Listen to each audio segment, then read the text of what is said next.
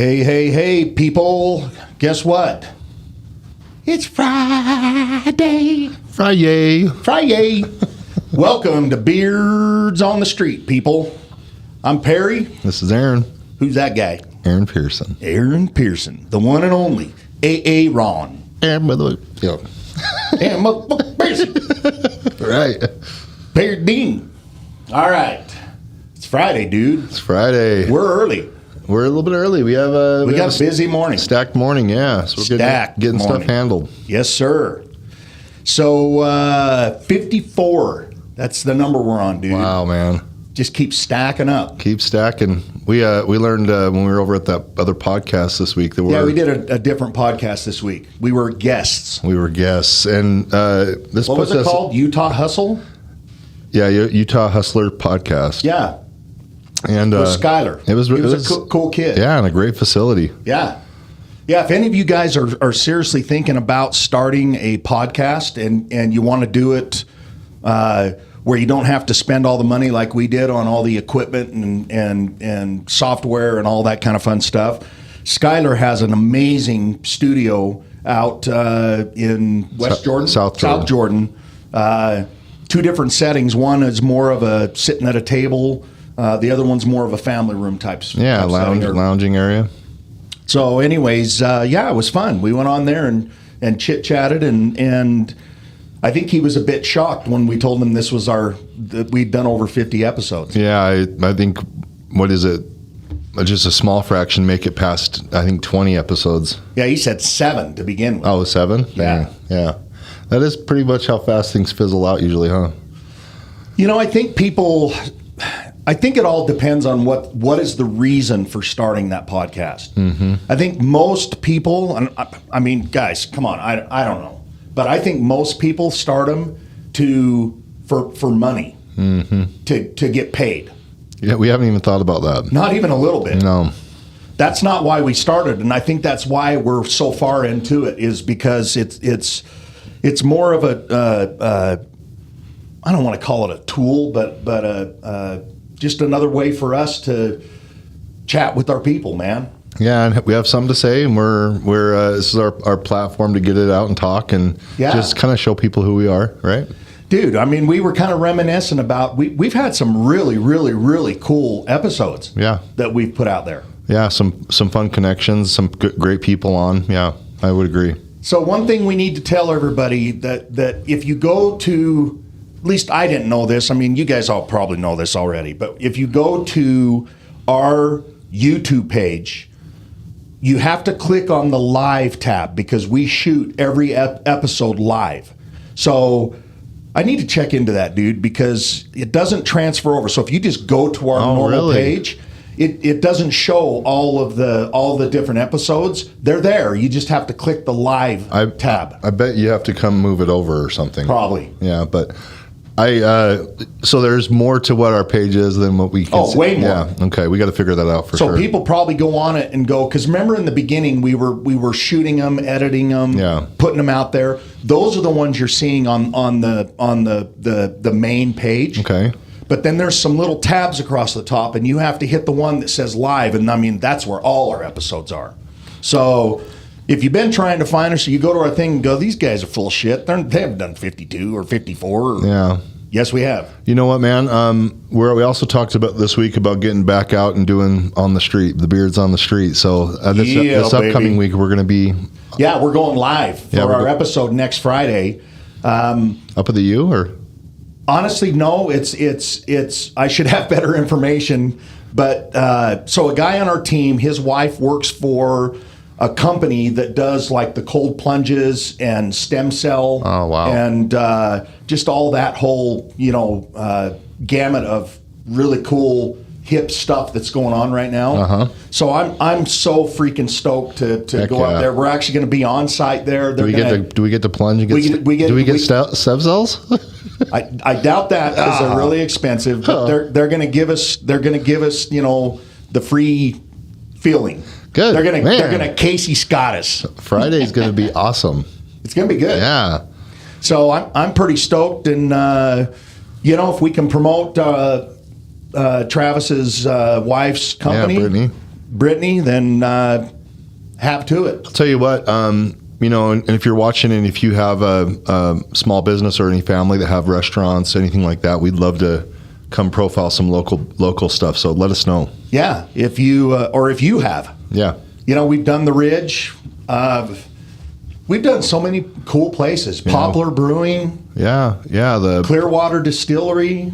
Yep. Why are they all based around booze and beer? I don't know. Somehow we wind up there, huh? And dude, we didn't do our drinks this morning because you ex-nayed it. Well, yeah, because I have a closing, so I can't. Yeah, and if I start Friday morning, I'm not quite to where it doesn't end for the weekend. So I got to have a better plan, and the better plan starts with not starting it at all. That's funny. I'm just trying to get a little bit of time under my belt with my diet. That's really all I'm focusing on with it. And what did Mrs. Ward send in for you to help with your macros? I know. Thank you, Alicia. Dude, wait until you taste that thing. Dude, you're already gnawing at my resolve, dude. Bro.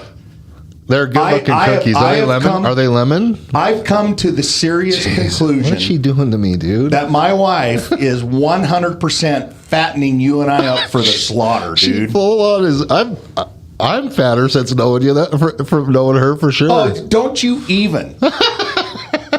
I mean, I'm happy. I mean, it's been fun, but it's not helping my waistline. It's so funny because she brought out the one cookie. Mm-hmm. So, guys, let me explain. I should have brought it in to show you. So, this freaking cookie is 2 sugar cookies. Is that one cookie? That's one. Oh my gosh, that's one. It's a snack, like. It's 2 sugar cookies. It's like an Oreo cookie, but it's frosting all in the middle, and then she drizzled this yumminess on the top. Jeez, it's so freaking good. Dang it, Lisa, I have to try this. Like, I was like a pig at the freaking feed trough last night. Gosh, yeah. And then over the weekend, last weekend, she made this. Remember that blueberry coffee cake? She made that, dude, and I didn't share. Oh, and it's gone. Such a selfish asshole. Sometimes. I am. But I'm telling you, dude, she's got some. The only time I ever Lucy, see any. You got some explaining to do. The only time I see any selfishness from you, only time is food. Is treats. Whatever. I share so much shit with you and your kid. Well, once you're tired of because she makes so much. Okay, people, let's actually talk about this right now. Okay, so I love Mexican food. I do. Yeah, you son of a bitch. I'm throwing you right under the bus, and then I'm gonna back over your ass. So last Friday, a week previous, I went to Lone Star, which is just here on 7200 up. Probably everybody knows. It's just a really authentic, cool. Love their chips, and you know me, I always order the same thing. No matter when I find something I like, I always go and that's what I get. So I usually get a chicken quesadilla with their chips and bean dip. Now, it's a lot of food. It was so good. You son of a bitch. So I eat lunch last Friday, and I come in on Monday, and I don't bring a lunch. I come in, and I'm just like, I'm so stoked. The rest of the week, this guy won't touch a leftover. He brings them in. Whatever. I get to eat leftovers. Now you sound like Licia, dude. You don't like my food. What the one time in his life, he deviates from any type of a pattern. So I come in on Monday, and I'm so stoked to eat my leftover Lone Star, and I open the fridge, and I'm just like, it wasn't just it was lunchtime. You looked. What the F? Lunchtime you looked. And I'm looking, I'm going through there. I'm like, I know I put it in here. So I step out in the hallway, and Aaron's walking towards me, and I'm like, dude, did you throw away my freaking food? And he just sits there, and he has this little shit-eating grin on his face, and he's like, I ate it. I came in, and of course, Gabe walks up to him and says, bro, what about your macros? Well, yeah, it was Saturday afternoon. Is it macros or micros? Macros. Okay. Yeah, Saturday afternoon. Dean doesn't touch a leftover normally. Well, not on a Saturday. Well, so my thought here, I thought I was helping out. Right. He didn't even say he was sorry. He just looked at me and laughed. I wasn't sorry. I mean, my logic It was sound. I just didn't realize. Sound. I didn't realize this was the one scenario you'd eat leftovers. So I tell Licia this whole entire story, and she's like, "No, Aaron, Dean likes Mexican food. Don't eat his Mexican food." I know now, especially Some bitch. Yeah, especially that Lone Star. So, anyways, yeah. So I didn't get my lunch, and I had to starve, and probably lost 20 pounds over in one day. My stomach was wrapped around my spine, eating my spine. You got lunch. Yeah. So yeah, I'll learn from that. You don't just eat people's food, but I did. So Yeah, you did. It was good. And it hit the spot, here's man. the I can't thing, even tell you. It was amazing. The crappy part about this whole deal is I bring all, and my wife, her love language is to feed me, for sure. And so she she makes all these yummy dishes, and I usually will eat it a second time, and then I'm done. I'm just, it's I don't know. It's you also have the confidence in that tonight's going to be a new meal she'll make. Right. Well, and let's be honest, my childhood. I don't have anyone looking out for me like this. So if any of my family are watching this, they'll attest that when my mom was gone or doing something, and my stepdad Dick had to fix dinner, it was not okay, because that dude would go through the fridge and just pretty much make a big goulash of whatever was left over, and that's what you got. Yeah. And he was okay with it. I'll tell you what, good little rule of thumb, anything on a tortilla is good. So anyways, yeah. And you know what's really funny, guys, is Aaron and Gabe, they fight over food.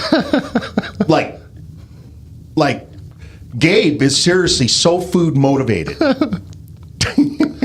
My ex would talk about that. We'd be leaving dinner, and she'd be like, Aaron, we're literally walking out after eating, and your boy just asked me, when's the next meal? Right. You know, that's how Mason. She'd whisper to me, like, because she didn't want him to feel bad. Right. But she's like, listen. But then we're walking out, and all of a sudden he asks, he goes, see, he's already stressing out. He's already thinking about it. He's already stressing out. What is the next meal? That's how Mason was. You know, and I've said this before. Mason, when we traveled and we'd be eating at a restaurant, he wouldn't order what tasted good or sounded good to him. He would literally ask them every time, which is your biggest dish? Which is going to give me the most food? Where on the menu? Yep. He didn't care what it was, as long as it had a lot of food. I need what's called a value bill. You know what's funny is Gabe is really every day, dude. When I either heat up my lunch or most of the time get my lunch, Gabe always, without fail, walks in there. Oh, what'd you get me? That kid is motivated by food. Yeah, he is. He meal preps. He cooks it all. You know what? We need to work on that to get him to do what he needs to do based around food. Right. Like, bro, getting his 50 done, all we have to do is offer him to take him out to lunch or something, and he'll freaking have it done tomorrow. Yeah, he's getting there. He is up over 30 now. And so is Travis. They're both doing really good. That's awesome. Way to go, boys. Way to go, kids. So that takes us into, I want to talk a little bit about our VIP 50 and our whole new webinar series we're coming up with, trainings, the whole bit. Mm-hmm. We are putting together, it's actually going to be titled, the brand is VIP 50, and we're going to start teaching other people that have either a service industry or service product that's what they do for a living, mm-hmm. and we're going to teach them how to really tap in and create that VIP 50 of an army of people that are your big fans. Yeah, it's going to be neat. It's been fun putting it together with you. I know you've been hot on it. Well, dude, you know me. I don't let moss grow, and I want to get it done. You're a man of action, but that stack, what is it? About 50 different videos, curriculum videos that we need to prepare and things like that. It's going to be robust. It's going to be good. Robust. Yes. Yeah. So yesterday, what he's talking about is I actually sat down and I just started going through we've got our outline of our webinar and what it's going to look like and yada, yada, yada. And I just went through it and just started just looking at it from a different angle of okay, what training videos are we going to need for each section or each piece of what's going on? Wrong one, dude. It's not the middle one, but Uh-oh. Who's that guy? That's my wife. Hey. Oh, look at that guy. Oh, that's my family, dude. Right there. That's all my brothers and sisters. Oh, and some great. neighbors. That is a real picture that I took. Swear to God. Was he missing teeth? Dude, this was down in Arkansas. No, it was in Nevada. Kentucky. And that guy had a pet goat that was walking around with Did him. he? That's my beautiful wife. She is beautiful. Aaron, What did I do? what did you do? Uh-oh. Oh, well. So anyways, Oh, well. User error as usual. dude, stop touching buttons. I know. It's the sides. Okay. All right, so we are putting together this webinar, and I sat down and went through everything and just tried to think of every single video that we're going to need for that particular section or that area. Uh-huh. And the list is long, You know, looking at it, though, and that's not all of them. I was thinking, there was a couple of them, and I looked at them, I'm like, there's probably a couple there. Probably, You know? Yeah. That was just my first off the top of my head. As It we're could into turn it, into multiple. Oh, yeah. It's going to be, and then different rabbit holes off each little lane. Right. And, So I got to show him. Aaron, total letdown when I showed him this. Complete freaking letdown, dude. Like, seriously. oh, my gosh. Like, I am so let down. You and Shauna both. Like, I was sitting here yesterday pouting because you guys, wow. Anyways, Watch this. thanks for getting excited, dude. I am excited. All right, watch this.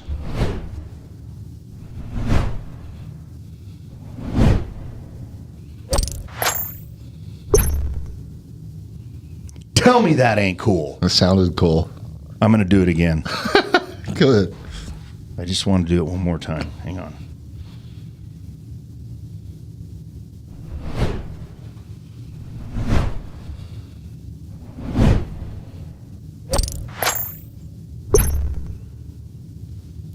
Dude, I love that. That was cool.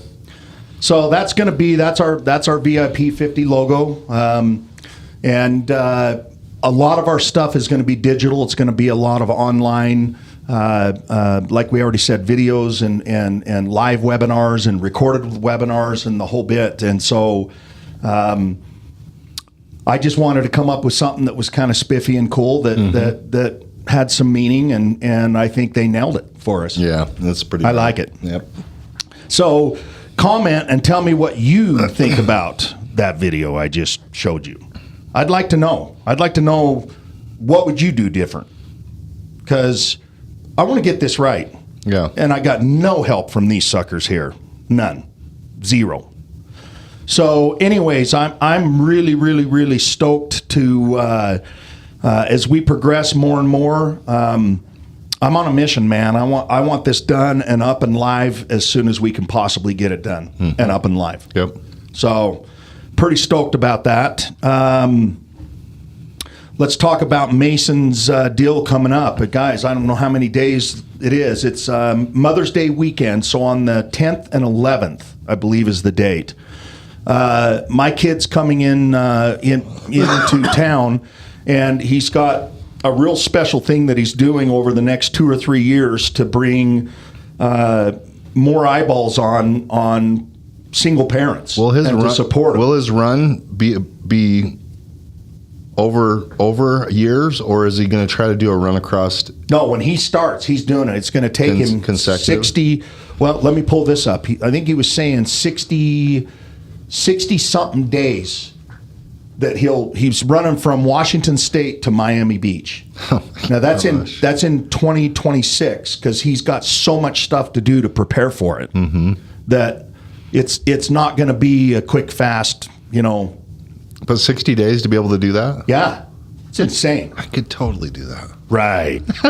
So anyways, Mason's coming here to Salt Lake, and he's going to run for 24 hours straight. We'll have him at our next mixer is it the 8th of next month? He's going to be at the mixer, and he's going to be our guest on the podcast. Yes. That's the morning of when he's starting to run. So, dude, literally, we're going to shoot the podcast probably early again, and then he's going straight to the park and going to start running at 11 o'clock. Wow. And not stop until 11 o'clock the next day. We're going to go run a little bit, aren't we? Oh, yeah. Okay. Yeah, we're going to go run, and they've got kind of all kinds of events. I'm sure media is going to show up. I mean, they better. Yeah, no kidding. Big deal. So, Mason, we're stoked for you, kid. Heck yeah, dude. Way to go, bro. I still don't know how the heck you're going to do this, but good for you, buddy. I have no doubt he's going to do it. I'm sure you have no doubt either. But right. But total amazement, bro. Yeah. Seriously, incredible. Not shocked though. Yeah. Shock face. Right. So last weekend, Aaron, I went and grabbed my boat and pulled it out because, as you know, I had all the vinyl redone on the boat. Turned out totally awesome. Well, it got up to 80. All of a sudden you're like, boat time. Well, I just know I want to get it done so that when we do go up and start dropping them in the water, I'm not weeks behind and don't get to go up and play. So anyways, pulled the boat out, pulled it over to my buddy's house. Was just thinking I'd have a lazy Sunday or Saturday and just, put my seats in and opened my boat up, and this is what I found. Yes, people, that is freaking water in my boat. In the galley. In the galley. So it's not supposed to be there. No, it's definitely not supposed to be there. So what had happened is I have on my quick cover, which is just the sunshade, and then I have a big winter cover that I put over it that's waterproof. We put over it. That's waterproof. It goes clear down the sides. But the problem is my bow rails are so tall that it actually creates almost like a puddle up on the bow. And so weird, dude, because just the simple fact of the angle of the boat and the amount of water. It troughed there, huh? But it troughed there, which it always does. It's not that big a deal. And if I'd have known this was going to happen, obviously I'd have went over and been more diligent on getting that off the top of the boat. But the boat's covered. It's not hurting anything. Mm-hmm. Anyways, the long of the short is the best we can figure out is that the water got deep enough in that little pond up on the bow that it started running over the top because of the angle of the boat that I had it on. Mm-hmm. Started running over the top of the cover and down the cover itself onto where the anchor comes out, and there's like a tray that the anchor sits in, and the water flowed right into that tray and went right back into what's called the anchor box, which has drains in the anchor box, but I think it was just too much water, and so the water actually started going inside the boat through the front, very front of the bow, behind all the stuff. So anyways, yeah, I had a 16-gallon shop vac that I literally filled full up and dumped over the side of my boat probably 25 times. Wow. Like, it was a lot of water. Wow. A lot of water. Good news is it all stayed in the bottom. You know what it really forced me to do, and it needed it anyways, is once I got all the water out of the boat, I did a full-on extraction of the carpet, and the carpet got a killer cleaning. Mm-hmm. And I caught it early enough. There was no mold. It just, so now I got really, really, really clean carpets in the boat. It'll be nice. Yeah, it's going to be good. Yeah, sweet. Thanks for your help, Aaron. Yeah, well, I was busy with open houses. Yeah, whatever. So, anyways, I'm stoked, dude. We got the boat. I do need some help. We got to get the seats all bolted back in. They're sitting in there, but they're not bolted. Okay. So, yeah. So we'll get that done up because it's going to be. Are you doing this weekend, or what are you doing? Possibly. It's going to be party time. Yep. All right, brother. What else you got? Well, I think this week was kind of a fun thing. The market, as we know, has kind of done a little bit of a change, a little bit of a shift that's been going on, and we've been kind of weathering and working through understanding how to properly represent the properties we sell. And one of the, I guess, a real old school approach is doing what's called a broker tour. Okay. And they did away with those for a while. With COVID all happened. A lot of stuff shut down. You went to virtual showings. You did all. So in the last year, they've reactivated these. And it's kind of a underutilized opportunity because, there's market value. There's things that are happening but there's a lot of there's more of a shortage or less flow of people coming through properties. Obviously, the buyers have slowed down. Rates are where they're at. There's lots happening, but this is a way that you can actually create instant feedback opportunity. And so what I was able to do is, we put in both of our listings into this it was yesterday, and it's almost like an open house, but it's only for brokers. Yeah, except for we also held it as just basically to capitalize on time. Oh, I also opened it up to the public. Perfect. Yeah. So, anyways, I think we had 5 or 6 different affiliates and real estate agents that came through.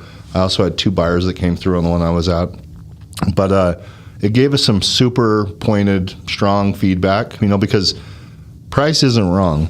No. And sometimes when time goes by and you have a product out, sometimes price seems like it's the only way to incentivize action, but you keep giving away and you lose value that way. Right. So by doing this, it was kind of fun because I had some fresh eyes and some things, just different inputs, fresh ideas, and there was given I think 5 different little tweaks to the property, which are nearly no money to do. Right. But it'll improve the visibility, improve how it looks to the community. Right. And that first look. Yeah. So I was able to provide that feedback back, and this weekend the client's going to tackle the few things that were mentioned. Good. And I think it'll make a huge difference. Yeah. So all the feedback was, we're spot on with price. Just make a few simple changes. Make these little adjustments, and it impacts the first impression and the feel of the property. So didn't you get? Good morning, Denise. Didn't you get an offer on a thing? And you know where I'm leading to this one. Yeah. You got an offer, right? Yeah. All right. Yeah. Am I okay to talk about this a little bit? Sure. Yeah. I actually just want to make a point. Well, yeah, and I have some actual yes, and then I'll share with what's gone on with this particular buyer to follow. Nice. Yeah. I can't even wait to hear this. Yeah, it's interesting. Okay, so Aaron got an offer on the house. I work for the seller. Aaron represents the seller, and the buyer that brought the offer is representing himself. Now let's talk about this. Mm-hmm. This is 99% of the time that person's biggest asset, whether they're on the buy side or the sell side. Mm-hmm. Right? Yeah, correct. Okay. Everybody's trying to make sure they're getting the right deal. Right. Yeah. Right. And quite frankly, one of our obligations as an agent to whichever client we represent is to try and get them a fair deal that everybody can live with and is happy about. Correct? That conversation really is the hardest part. It's like bringing everybody to the table with a little bit of fairness and reality. Exactly. It's not about each party can't, think, hey, how do I get one over on the other guy? Right. Right? Help them get past that. That's the big kicker. So the reason I bring this up and the reason I want to talk about this, guys, is I want to make a point of how important it is that you have representation when you are buying your biggest freaking asset that you're going to own. Right. These people out there, dude, that think that they can do it themselves, that it's no big deal, have no clue what they're doing. Yeah.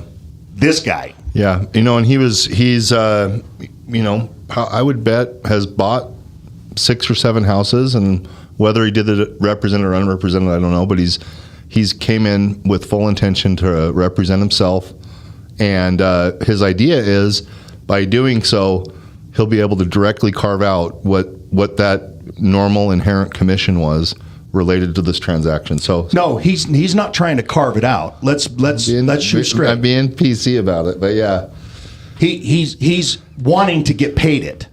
Well, yeah, okay, yeah. So he's wanting to get paid. and he's not an agent. I've never seen this before. Number one, you can't do that. Well, it's against state law. If and when it was a cash purchase, apparently that's the only way. Well, this ain't. Yeah, no, it's a finance required purchase where he's getting a mortgage. And the way he presented the offer, he might have had a law degree somewhere, but the way he wrote the language was, he thinks he has a law degree. Aaron and Century 21, as the listing brokerage, have a specified percentage for a buyer broker commission, and at the time of settlement, brokerage is or buyer is due X number of dollars from brokerage at settlement. So let's talk about this. Let's break this down. It's loan fraud. Yeah, and he was requesting to be paid commission. Guys, did you hear what I just said? Yeah. It is freaking loan fraud. Now, yeah, it is loan fraud. But here's the situation. Okay. Wow. With the right representation, he's just misguided. He's just, That's my point exactly. I know that's where you're going. But so my job as the selling agent and protecting my client is to foresee these legalities. So of course, that's first conversation is guys, hey, this isn't necessarily not okay. I mean, we may negotiate that commission because there won't be a second party representation. But how do we do that and protect you legally? Because as soon as we enter that agreement, you're all party to loan fraud. Exactly. Right.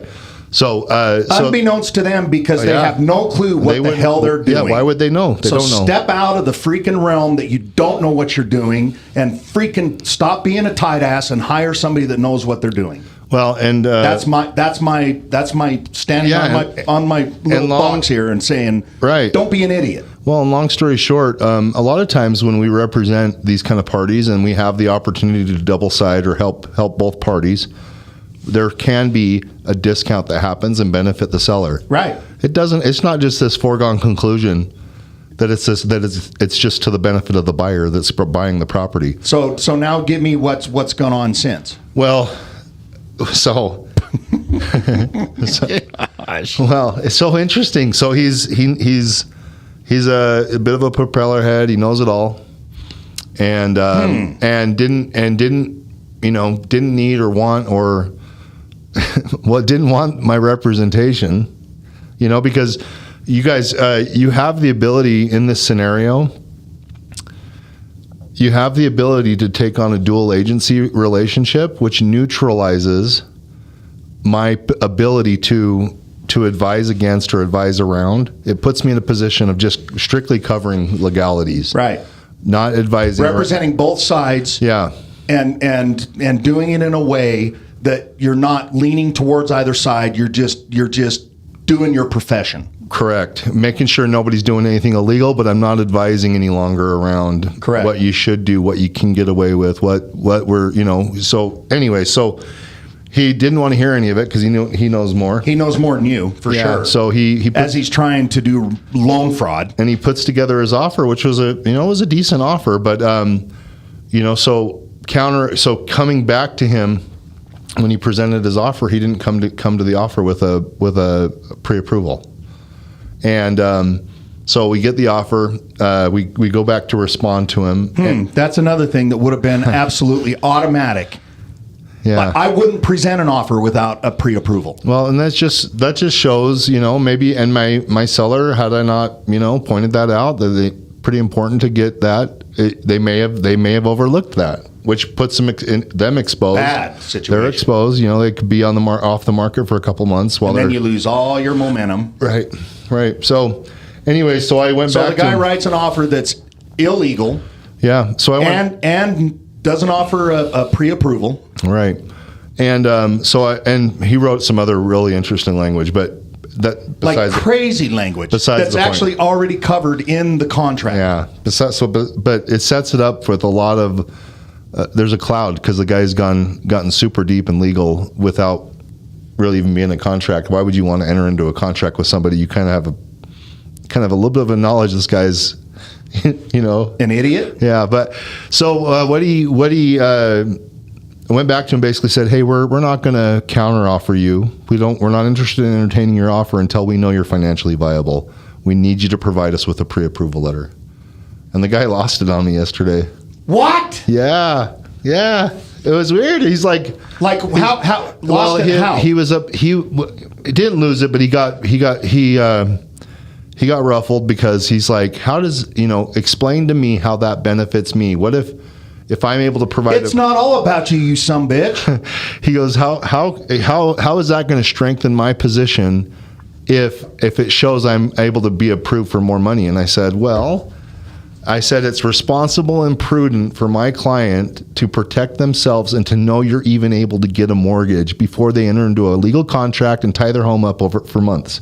This is their only opportunity to be due diligent on the front end there. And then furthermore, that's my job.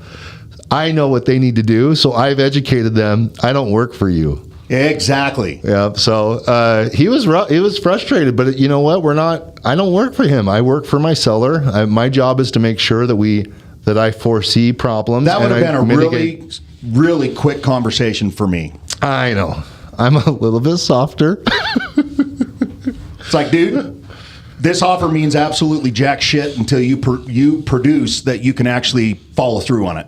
When you got that, call me back. I said that, but I was careful enough to get him to actually, because I want him to bring his offer. I want that offer. Well, of course we do, but people are weird though. If you're not, don't you look at the other end of this and go, "What a nightmare, dude!" Oh, for sure. Yeah, for sure. He's that same sucking guy, I guarantee you, that's going to have a home inspection, and he's going to send over the entire home inspection and expect that it all gets handled. Right. Same guy. He also wanted a 2-month close, which is way beyond, all of it built in for his situation, his benefit, his so anyways, we've got a counteroffer prepped when and if we ever see his pre-approval letter. He hawed and bugged about it. And I'm like, well, you're red flag. I'm like, right now. You're kind of proving my point, dude. Yeah, you really are. And quit being so difficult, because I don't think we want to be in contract with you. Like, dude, if I represented your clients and all that was going on, my advice would probably be walk away. Right. Yep. Because it's and understand this, guys. Yes, it's our job to. Offers are good. Any offer is good. Within reason. But just going under contract is just the beginning. And the problem is once you go under contract, then it's basically sending out the message, because we have to advertise that it's under contract. And we send out the message to everybody else out there, stop looking at our property. And so you lose all your momentum. You lose all of the, and quite frankly, all the other people that had an interest are they want to get a house. And when this one's not available, they're going to keep going. And so by the time you figure out that this guy cannot freaking do what he says he's supposed to do, you've lost all that momentum, and you've lost all those people that had interest. Exactly. Yep. So that's our job to foresee all that stuff. So can I bring it back around to a little bit of I told you so? Told you. Dude, I don't know who you are. It's not my deal. We're not dropping names, but I'm just telling you, anybody out there, guys, don't be idiots. This is the biggest purchase that you're probably going to ever make. Pay somebody like us to protect you. I can promise you, coming from me, coming from Aaron, I can promise you I'm going to earn every single penny that I get paid. Promise. And it's going to be totally worth it. Next layer on that one, when he wrote the language around, ensuring the seller is out of the property on time, providing a security deposit, and prepaying storage and rental, and ridiculous amounts of money, and then a security deposit that the seller doesn't create damage while they're on their way out. And this is where, to your point, all of that is protected in the purchase contract. The rep sheet, if you know what you're doing exactly. And so part of why this is important, where we earn our money, Dean, honestly, is if I'm able to educate my buyer, if I'm flipping the hat now and I'm on the other side of the transaction. So they don't act like this clown? Yes, because his concerns are valid. But the way he approached the seller alienated the transaction, which makes the seller shut down and not want to be part of it.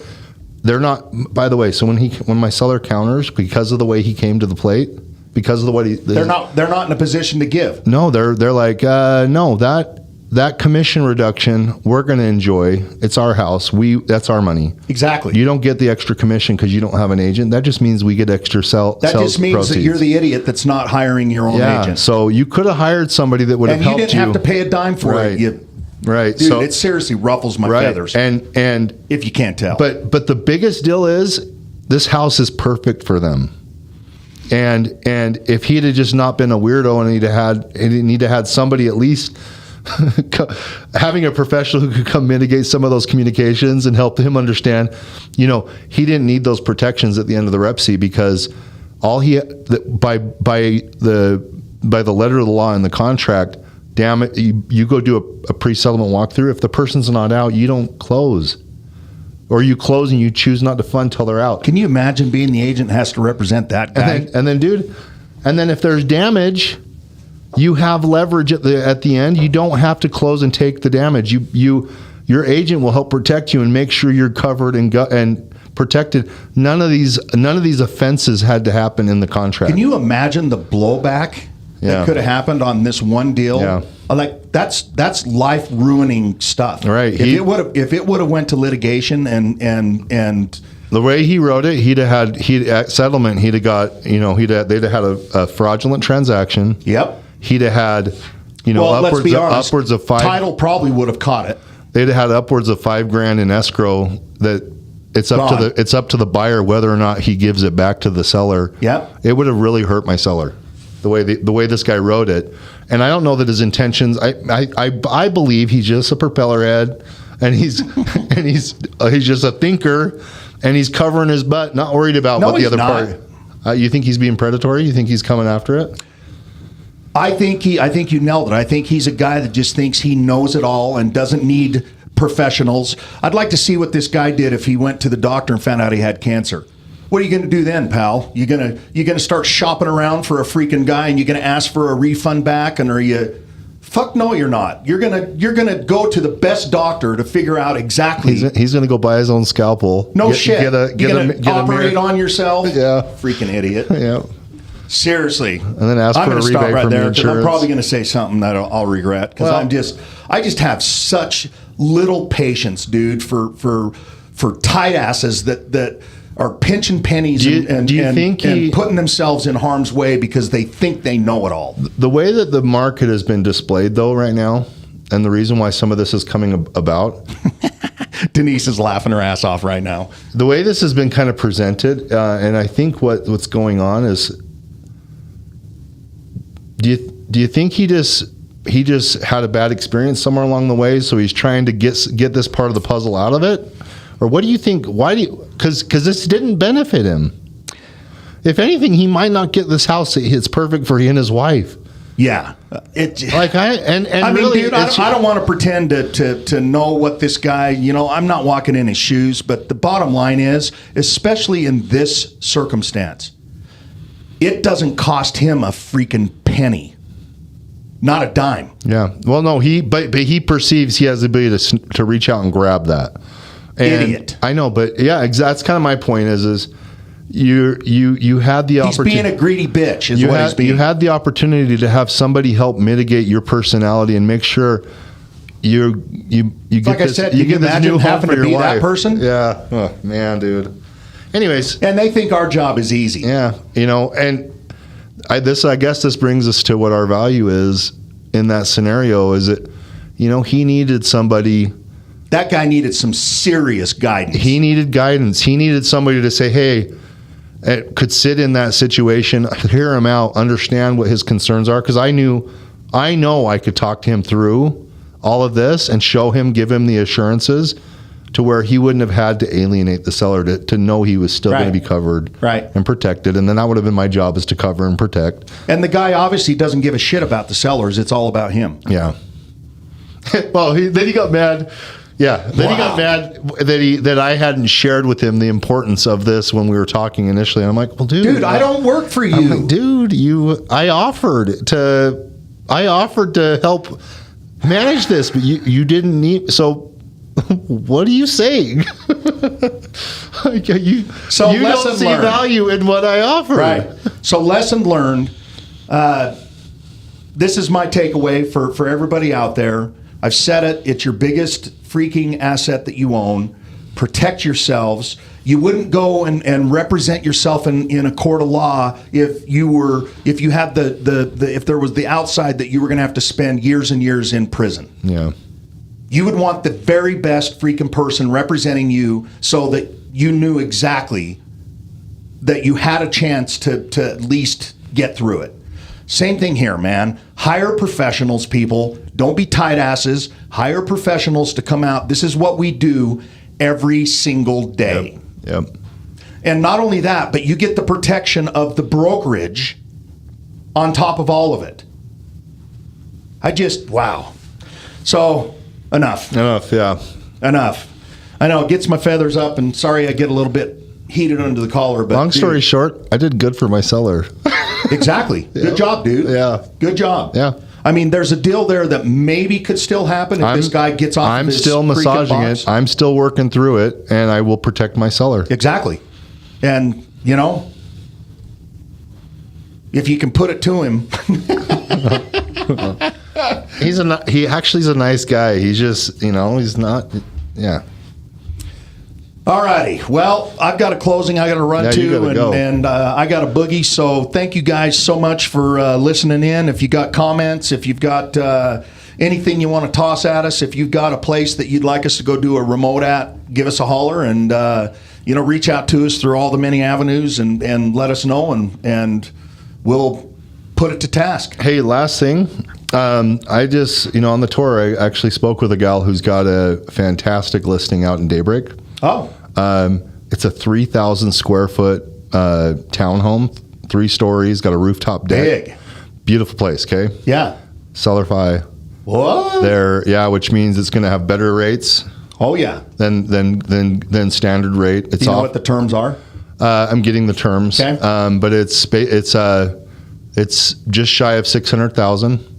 It's right off the South Jordan Parkway. We're talking, not even a 5-minute walk to Harmon's, not even a 5-minute walk to the benefits of the lake. HOAs out there. I mean, I know you pay for it, but yeah, but they're so lake walk access. I mean, we're talking swimming pool, premium spot, and it's.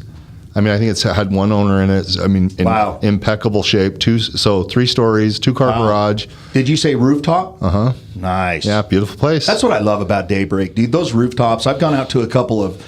It's like this group of buildings where they have 3 different rooftops, and they have a rooftop concert where everybody in all the 3 buildings are out there just listening to some guy play live music. Dang, that's cool. It's so cool. Yeah, dude. Daybreak is the bomb. It is the bomb. All right, people. I got to roll. Okay. Love you long time. Appreciate you checking in on us and supporting us in everything that we do. And we will see you next Friday. In our skivvies doing Love you long time. Plunge. You get to see a lot of fat next week.